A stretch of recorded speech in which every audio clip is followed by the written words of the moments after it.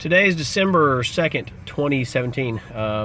It is 4:54 p.m. I'm sitting in Home Depot parking lot and sitting here and was listening to the radio and my dash started dinging at me, and now I go to start it. Car will not start. It is in park. My foot is on the brake.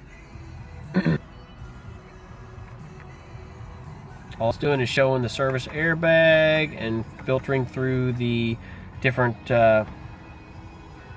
warnings as it does. It was showing tire monitor a second ago. Wonderful. Dead in the water.